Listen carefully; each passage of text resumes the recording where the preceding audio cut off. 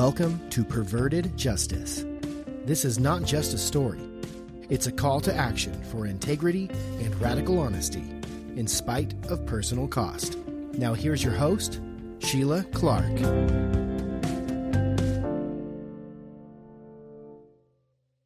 Welcome to Perverted Justice. This is the very first episode, so bear with me while I mess it up. So I just want to use this first episode to give an overview, give some backstory, to catch up to speed anyone who might not be familiar with me or my story.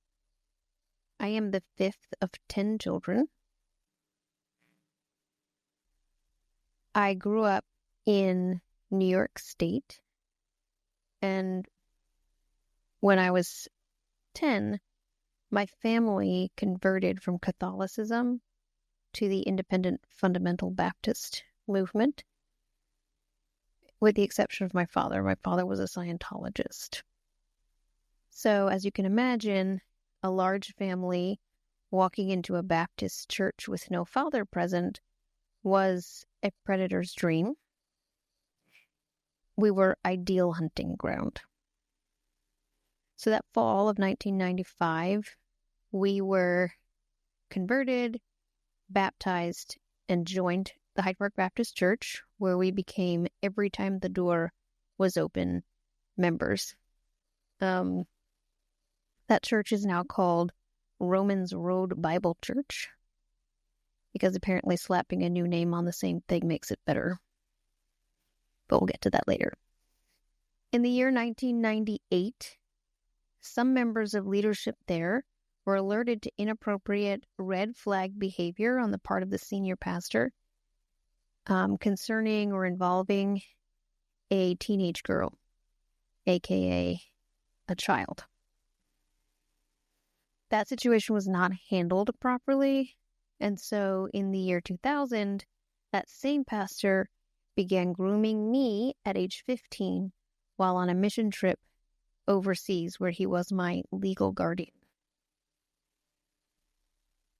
That grooming escalated to sexual assault by April of the following year, when I was 16 years old. And those assaults continued and escalated to rape over time. So in 2004, when I was 19 years old, I enrolled as a student at Bob Jones University in an attempt to escape the abuse. But it followed me, and in April of 2005, I got pregnant. Pregnancy resulted in my expulsion from Bob Jones University, and I came back home to Hyde Park, New York. Once home, the leadership of the Hyde Park Baptist Church, rather than support me and help me heal, they blamed me, they church disciplined me, they violated my privacy, obliterated my autonomy, and publicly shamed me. And this had numerous disastrous consequences for me. So I got married and I moved to South Carolina when I was 21. And I just tried to shove all of it and pretend that that wasn't my life. But it was always there, causing all kinds of problems for me. And by 2014, when I was 29, it was just getting to be too much for me. It was oozing out of the box I was trying to hold it in and just spilling all over my life. So it was about that time that I heard about the Grace investigation into Bob Jones University. They were investigating the way that the university handled reports of sexual abuse or sexual assault. And I reached out to be interviewed. And I didn't go to be interviewed as a help to them. I kind of was selfish about it, because I wanted them to tell me if I was abused. Because of the church's response, I had blamed myself for what happened. I didn't understand that it was abuse, although that word had bounced around some. It didn't feel applicable to me because I thought that I had done something to cause everything that had happened to me. So I was constantly hunting for the thing that I still needed to repent of that would finally release me from all of the shame that I felt and just give me the freedom that everybody talked about that you get when you're forgiven. And it just never happened for me. So I just thought that there's still something I have to search in my heart, and there's just something that I haven't repented for. And so I went to be interviewed by the Grace team because they sounded like experts, and I thought they could clear it up for me. And I thought that once they cleared it all up for me, they explained it to me, yes, you were abused, that then I could just reseat the lid on the box and just go on with my life and I would be fine. That's not what happened at all. As soon as I went in there and just started telling the story, it was all the emotions. And I don't know. They were very patient while I cried and tried to tell this story in a coherent fashion.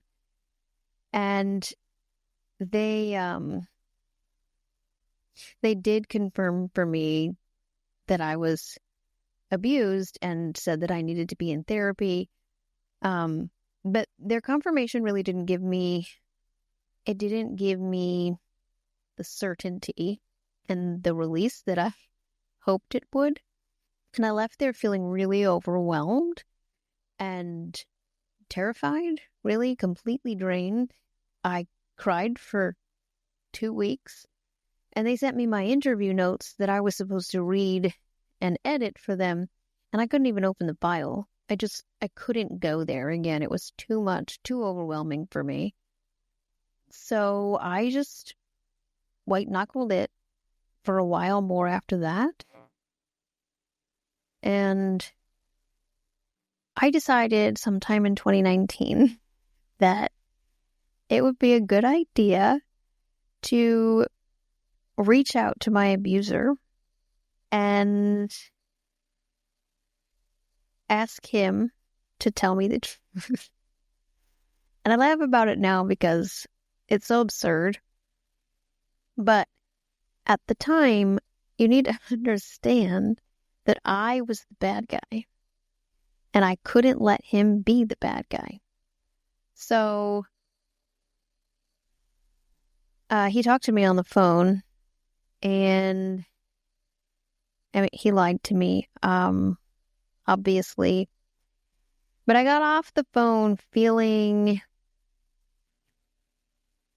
guilty and angry because I knew that he was lying to me, but I couldn't exactly put my finger on it. What I felt. You understand, this man was the pastor. He's the one who basically defined right and wrong in my world as a child. And I felt guilty for having basically accused him of something. Like, how dare I do that? And it was my job to protect him for so many years. Like, he conditioned me to do that, to sabotage myself and protect him. And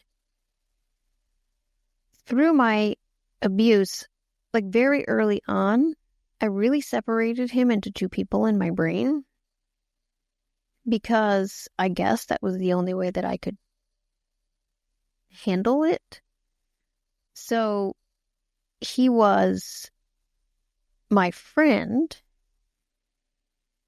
and then, at least initially, when it got dark, he was someone who hurt me, who wanted something from me that I did not understand at all. And the bad guy only existed as part of him because I broke him.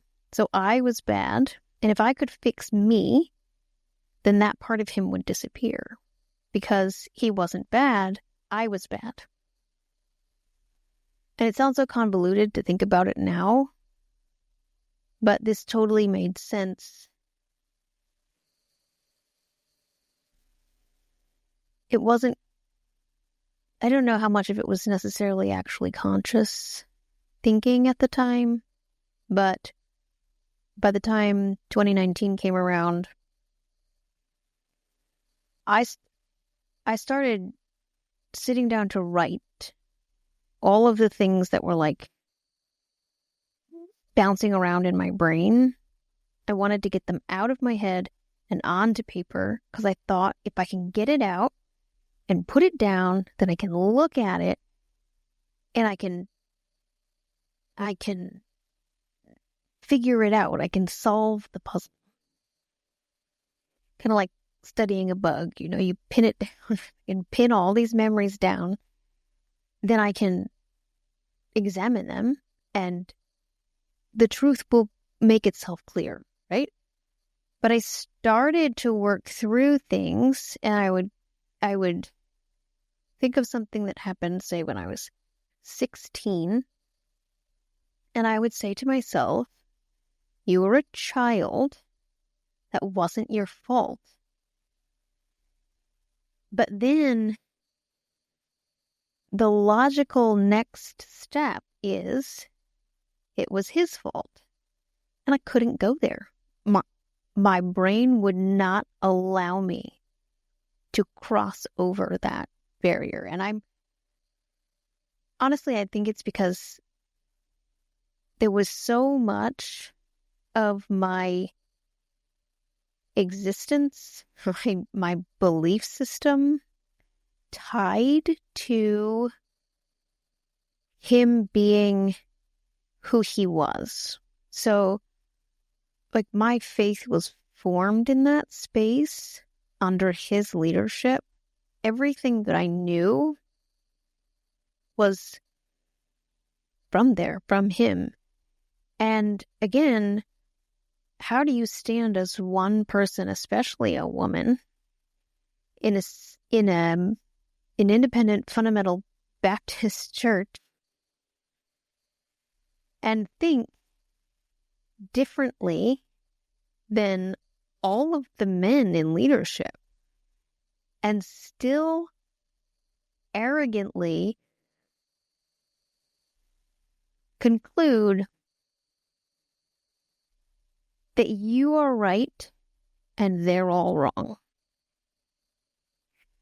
And I was afraid, I think, that if I let him be the bad guy, then everything attached to the framework of my belief system was going to completely crumble. And it felt sinful and wrong without any actual evidence to make that sort of claim, right? If I don't have proof, I'm wrong.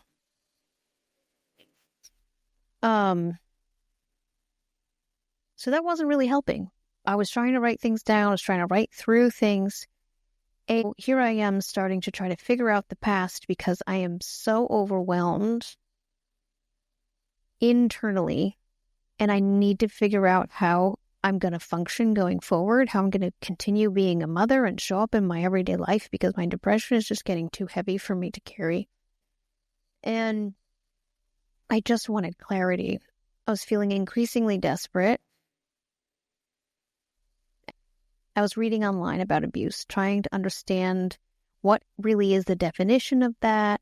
What are abusers like? What personality characteristics do they have? And trying to line it all up. And I was trying to make it make sense and provide myself some kind of definitive answer. And about halfway down in this article I was reading, there was an ad for a law firm advertising the Child Victims Act. So I didn't know that New York State had passed the Child Victims Act, allowing for adult survivors of child sexual abuse to sue their abusers and or the institutions that protected them.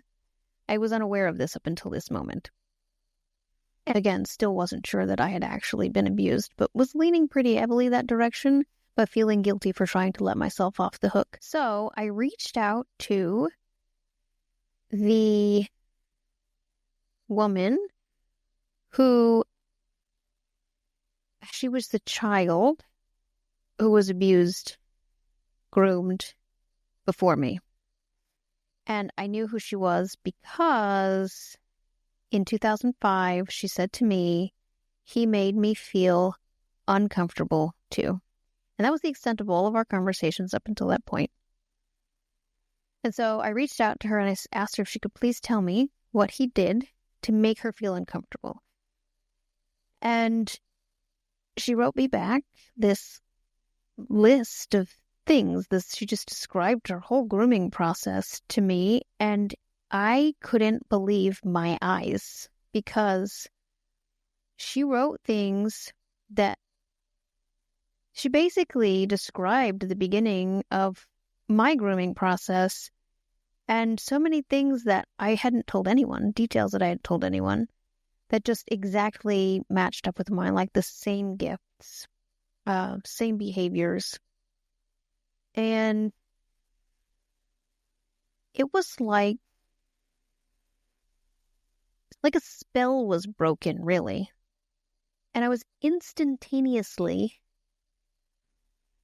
released somehow.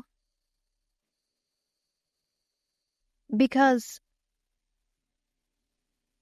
immediately I knew that this was not my fault at all, because he planned the whole thing out. He did the exact same thing. He had an MO. He planned and executed the exact same steps in order to gain access to a child. And that realization hit me really hard in a freeing way, but also an upsetting way. Like I didn't want to have been a victim. I still am uncomfortable with the terminology, honestly. But the next realization hit me harder, and that was that if I wasn't his first victim, I probably also wasn't his last. So now I know about the Child Victims Act. I know for sure that I was abused. And I have valid concerns for the safety of other people. So I started Googling and I found out that South Carolina has no statute of limitations for sexual crimes. And when I was 16 years old, I took a trip to Bob Jones University with my abuser and other kids from the youth group. And while there, I was sexually assaulted. I decided that I needed to report him to the police because in New York State, the criminal statute of limitations had long since passed. Anyway, I called an attorney in New York State to try to understand what the process would be like for a civil suit. And I was not settled on doing that. I talked to a few people about it, and I made myself a pros and cons list. What would happen that would be bad if I pursued this, and what would happen that I think would be good if I pursued this. I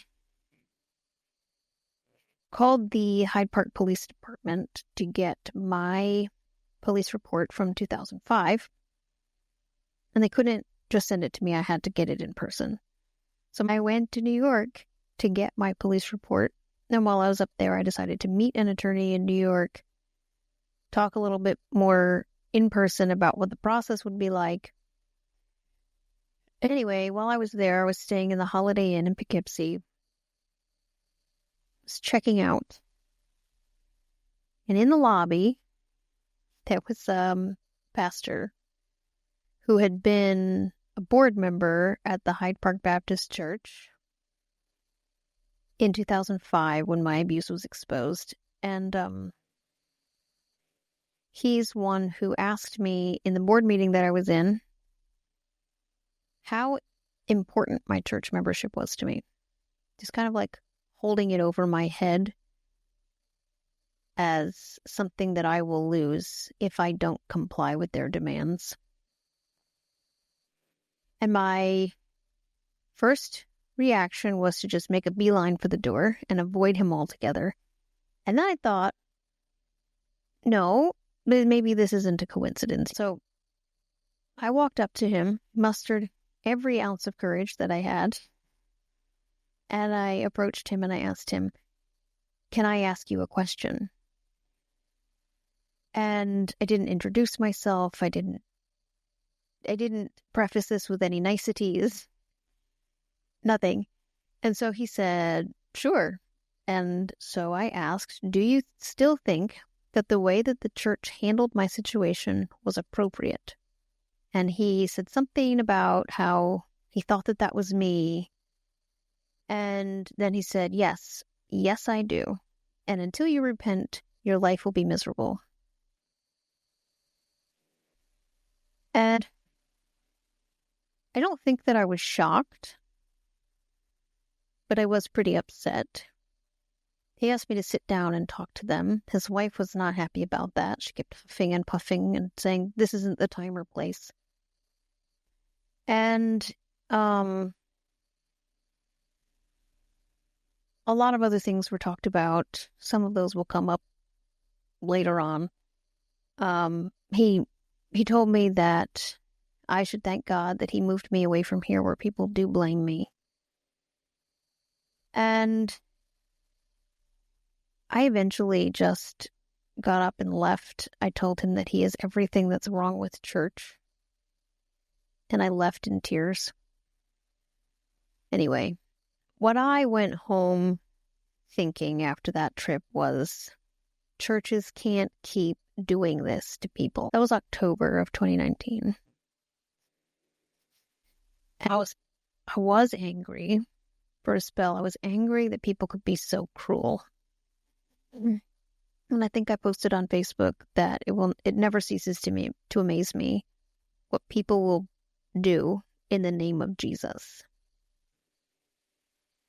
So I started writing a timeline of abuse. I used a mind mapping software, and I just started plugging in everything that I could think of that I could tie to events.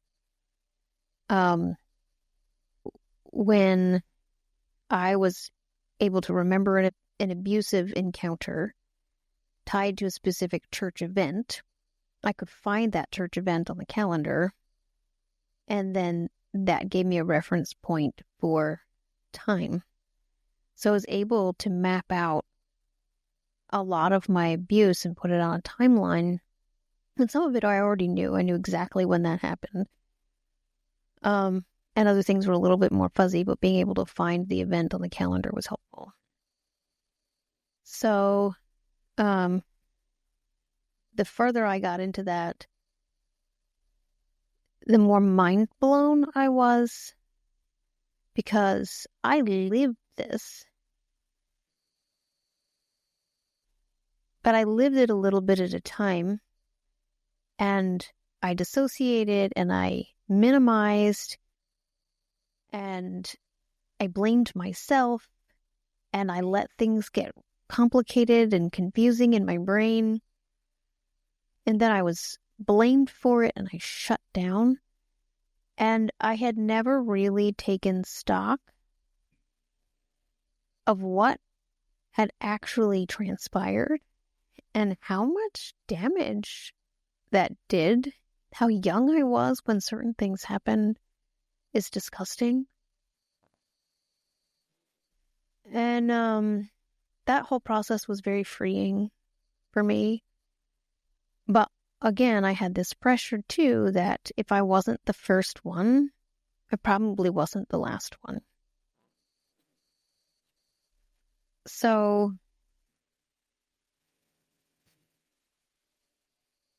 I reported him to the police in South Carolina in November.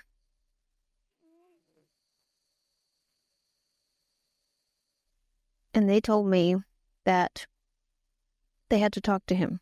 It was not a recent crime, and they would have to actually talk to him before they could file charges. And obviously, he's not going to pick up the phone and talk to them. He's not going to come from Pennsylvania down to South Carolina and sit for a police interview. And so things dragged on, and I never actually expected him to be arrested.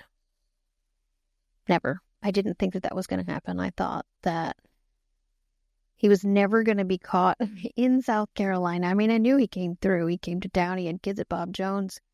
I even knew when he was in town several times. But I didn't think the police were going to actually go through all of the effort to make anything like that happen. And I needed the truth told. So in December, I went back up to New York because my mother-in-law, her father passed away, and they were having a funeral, and it was being held at the Hyde Park Baptist Church, aka Romans Road Bible Church. And definitely didn't plan to make any kind of a scene. But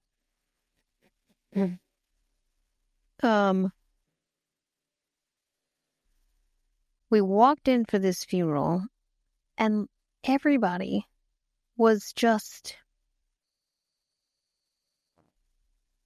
falling all over themselves, basically,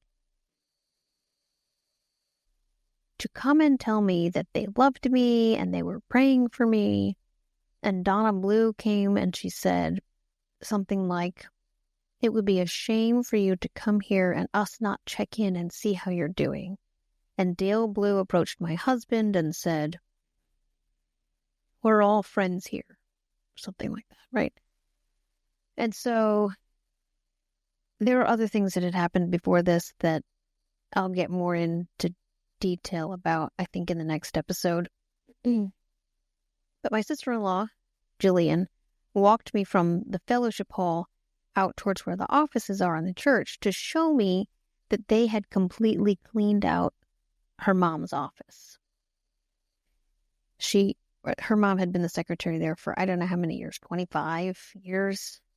And she went away on vacation, and they completely cleaned out her office. But as she was walking me there to show me, we got far enough that we could see kind of around the corner through the glass towards the back door. And all the way over there, all the board members were huddled in a little group with the pastor, presumably talking about me, because as soon as they saw us, they all did this like, "Oh, we're not talking about anything." And the group broke up. And it was so ridiculous.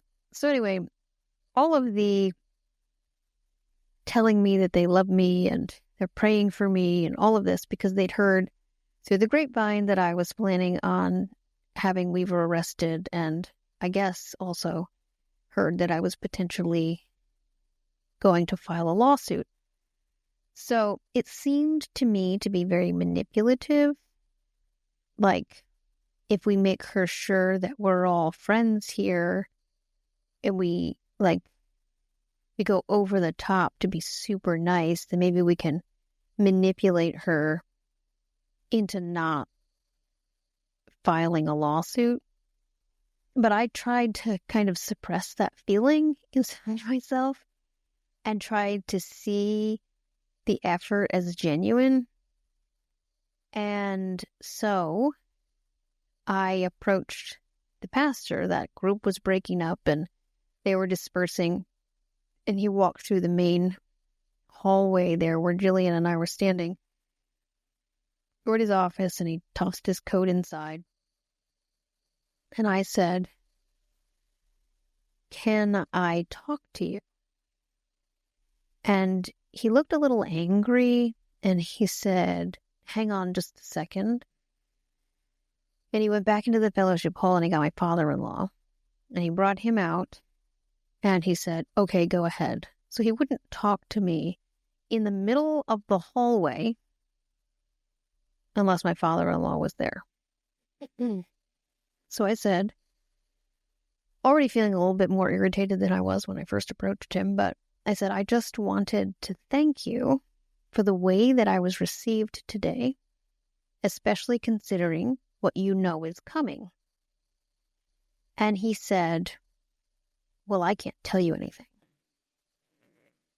And I said, I don't want you to tell me anything. And I walked away. Sad. Because I was thinking, after my encounter with Jim Mitchell in the hotel lobby, I was angry, and they can't keep doing this. Like, they have to understand this. And leaning very heavily toward filing this lawsuit. And then I decided, like, he's not at Hyde Park anymore. And I wanted to initiate a conversation with them. And rather than be vulnerable and talk to me, hear me out, he decided to treat me like a threat and keep me at a distance while they pretended to care. So after I walked away, apparently he pulled my father-in-law into the sanctuary and talked to him. I don't know really the details of that conversation. Was a little bit difficult to get that information directly from him. But basically, I think that he said stuff like, you know, it's horrible what happened and we're here for her or whatever. They're there for me, but they won't talk to me. It seems a little bit contradictory to me, but apparently to them it does not. So after that, the ball was in their court. I attempted to have conversation. And even back in November, I had texted one of the board members. Anyway, I wasn't getting anywhere with communication with them. I'm getting a little bit lost in the weeds here. I was trying to summarize, and I cut into details. So anyway, fast forward about 9 months, they get served with this lawsuit. And I was the bad guy.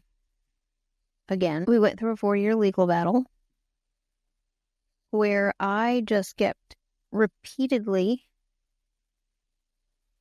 getting the rug ripped out from under me because I stupidly kept expecting that surely this thing will help them to understand and respond to me appropriately.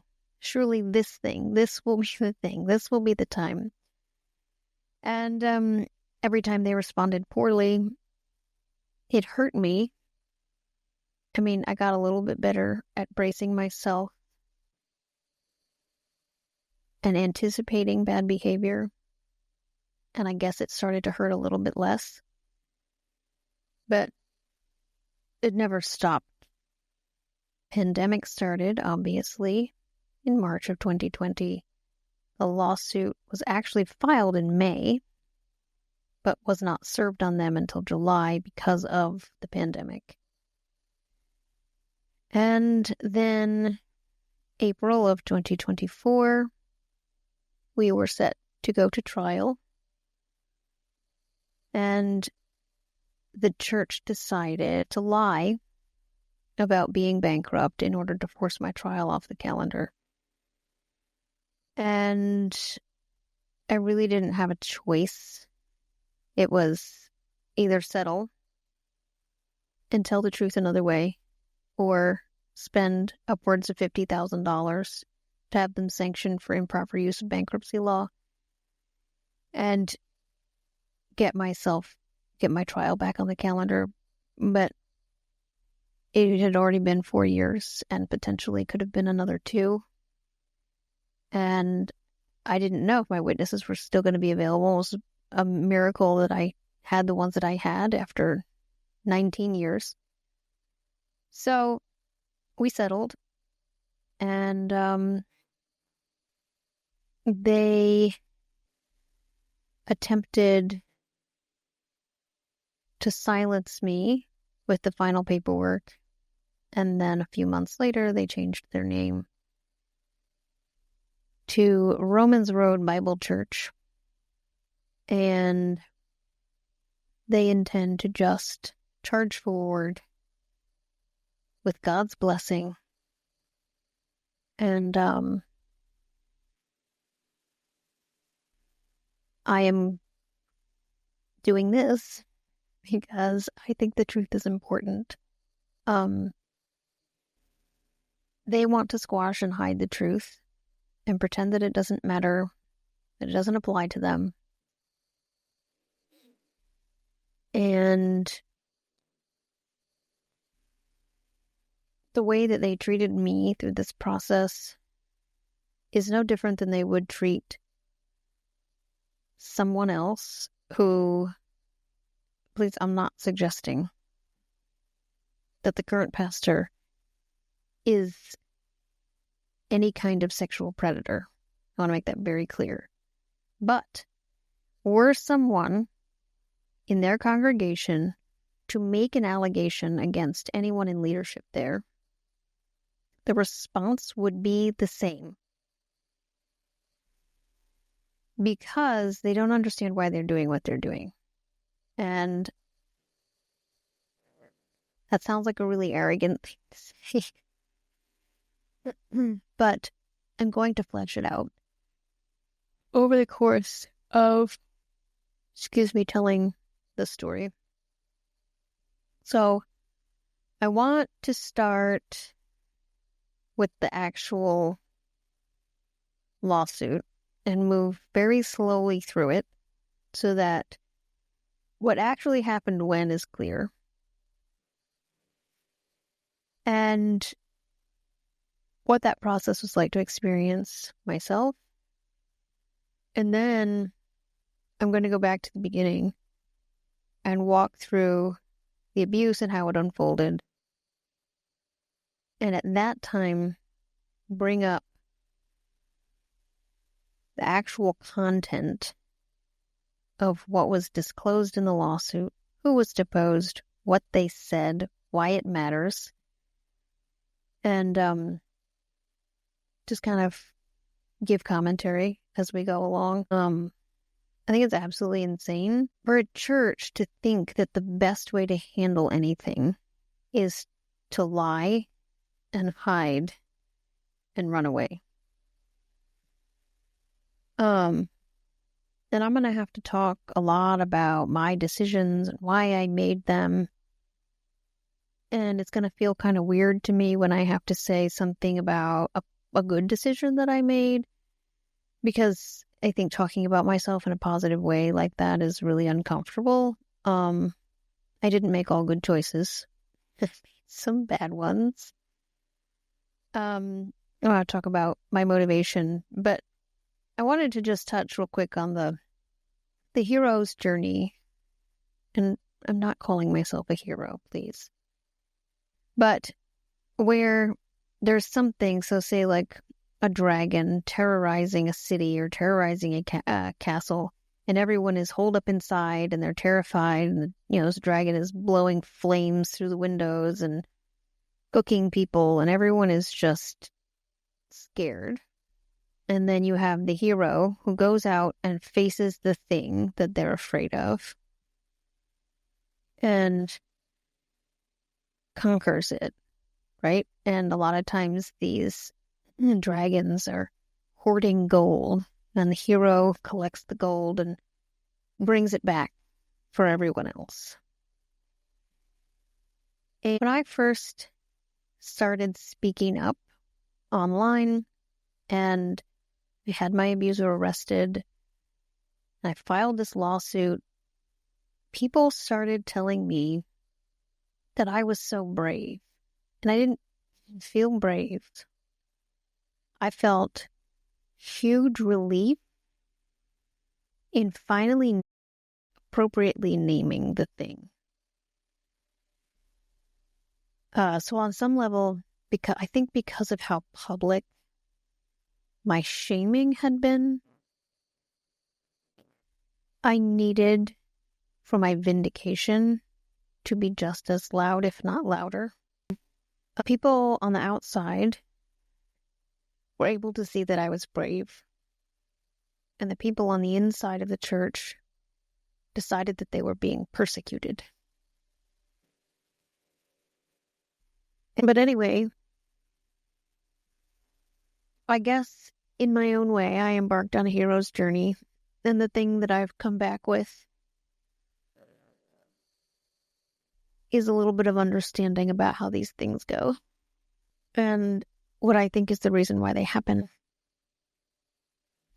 And so I want to use this platform to share those things. And hopefully I will be coherent enough for you to follow along. Thanks for listening. See you next time. If your community is dedicated to fostering a safe and supportive environment, connect with GRACE, Godly Response to Abuse in the Christian Environment, at netgrace.org.